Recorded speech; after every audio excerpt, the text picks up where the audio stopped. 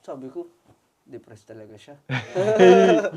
Siguro, sabi niya sa usip niya, ba ako na dito? Hindi ko malam kailan talaga, pero siguro kumukonti na tayo, ganyan. Wala na, ano na lang tayo eh. Apat na lang tayo. Apat na lang tayo, si Kenan na yung ano. Wala Diba, pa. hanggang talaga. Ayun. Tinignan ko nga yung friend list. Sino kaya pwede? Desperado na eh. Sige na. Message ko na kahit sino lahat talaga ng feeling ko eh. Hindi, pero at least, 'di ba, nag-stay ka pa rin. Thankful pa rin naman ako. Kasi kung hindi, what if, 'di ba? Kasi minsan parang gano'n, isa lang kumalas, mawawala na ng gana. Hindi dapat nagsisi ka. Siguro kung nawala si Justin, yun na talaga yung end of Wari, umalis na talaga siya. Tapos 3 lang tayo, tapos pumasok si Ken.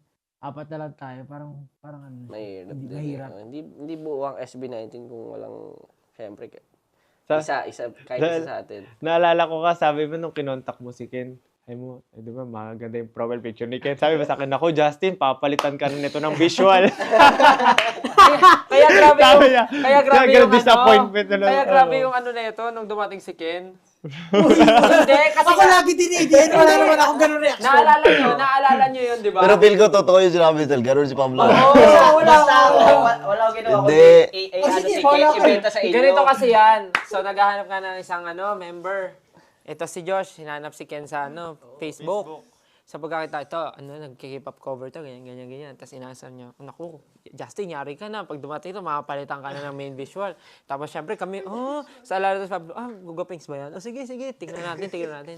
Eh, itong Ken, hindi ko alam kung 5 hours ba itong naglakad sa kalsada nung araw na yun. Pagkadating niya, sabi talaga ni Pablo,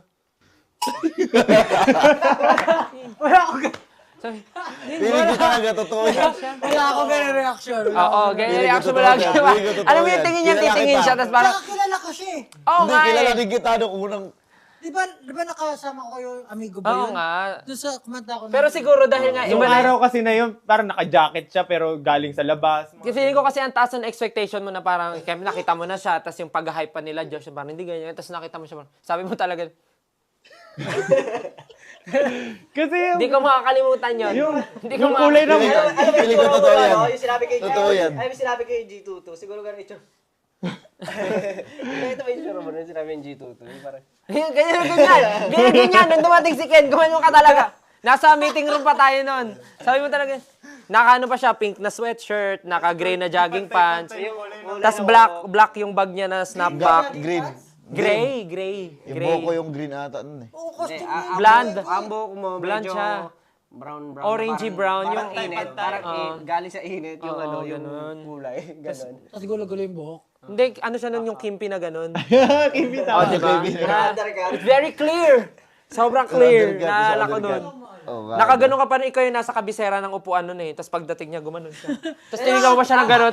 Tapos tingin sa... Pasok niya, parang, Yung mukha talaga ni Pablo. Parang mayabang Parang, agad. kung lalagyan ko ng ng subtitle, lalagay doon, siya yun? Ganon na ganon yung Feeling reaction ko mo. totoo talaga eh. Oh, promise. Oy, madami beses natin pinag-usapan dyan yung mga ugali natin dati, no? Di ba? Feeling ko totoo yun eh. Hindi ko masama. Super fun. I miss reminiscing. I love it. pero yun. Pero binoto ka namin. Oo, ikaw Binoto ka pinili namin. Grabe ka naman. Siyempre, magaling ba naman? Di mo mo. Oo, nandun na yung galing, andun din yung yabang.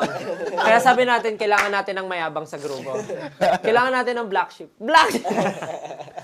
Oh, grabe nga yun, no? Grabe nga. Hindi, grabe lahat kami, unanimous decision. Wala eh. Pinili kita over tropa ko, Ken. Siyempre. Binenta kita maigi nun, pre. Bago lahat. Ayaw pa ng mga to nung una. Pero kasi 'di ba nung nakapasok ka sa Showbiz, hindi ka talaga totally na good